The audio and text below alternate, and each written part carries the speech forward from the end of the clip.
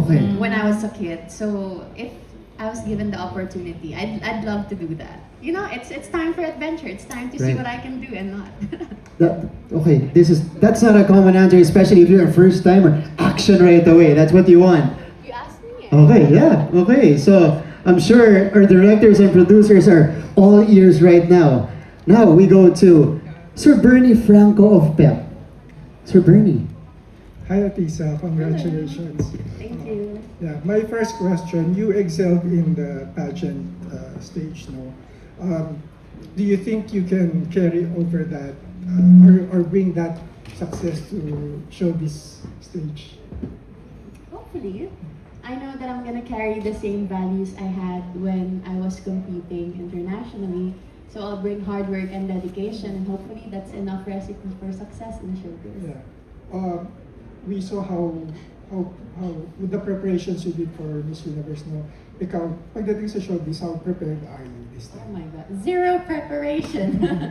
Ano po talaga, pumasok ako dito ng, I've never been acting, I've never been to an acting workshop.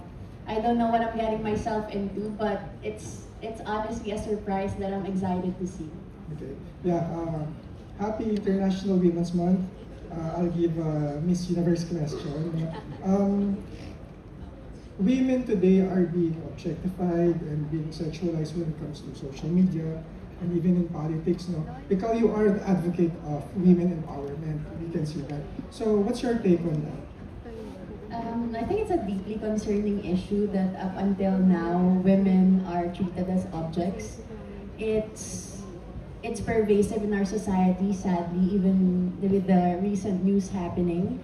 And hopefully, I think it all starts with the perfect way of calling it out, making sure that it doesn't pass. Yung hindi mo siya papabayaan na mangyari lang. Kasi pag pinabayaan mo, you're also part of the problem. So calling it out is a great way to do it, to let people know that it's not okay to do that. Any message out there to netizens or to whoever who still continue to do this?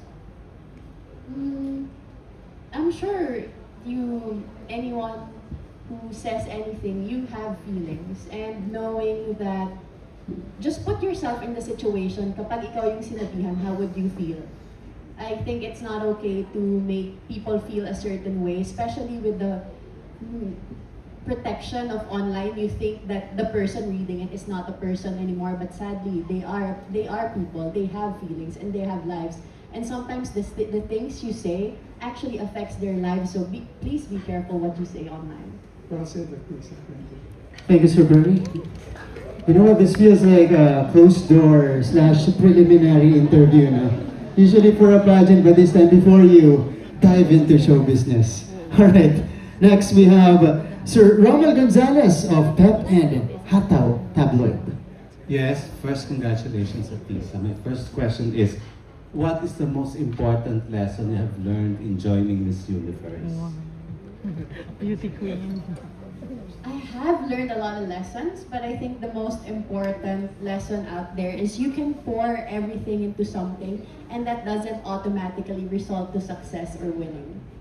So just having the attitude of working hard, it doesn't matter, not results based, but just making sure that you're pouring into something that you actually want to do.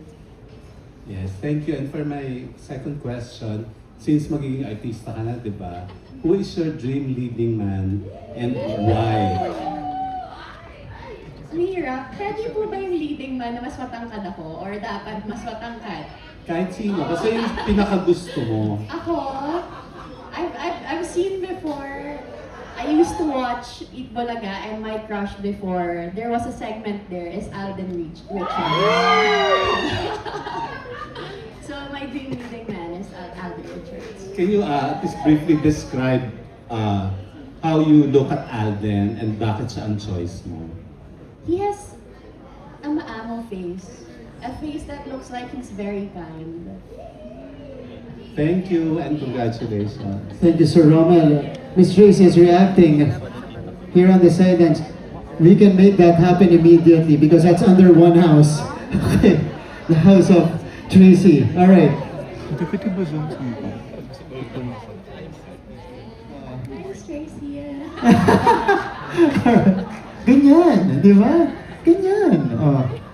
Next, last question, or at least last set of questions will come from DJ Yoko Chang of TikTok PH. Hi Atisa, congratulations. So my questions for you, open ka ba for hosting or acting lang talaga? Anong mas prefer mo? I'm open to try everything. Anything that Jimmy will make me try, all the workshops, I'll go to it. This is a point of my life where I'm willing to explore again what I want to do. So I'm open to anything. And last question, kung magkakaroon ka ng movie, anong klaseng genre or horror ba or comedy, romance, if ever? Ang mga favorite ko dati, yung mga movie na nakakakilig, yung parang light lang, happy lang, pero rom-com, yes. I want rom-com sana. Thank you. Thank you so much. And there you go. That's a wrap for our Q&A. How do you feel? This is your first interview. As a kapuso, how do you feel, Atisa? After this interview. Those were well-composed answers you just gave out. Thank you so much. And welcome, Kapuso Atisa Manalo. Thank you to our friends from the media.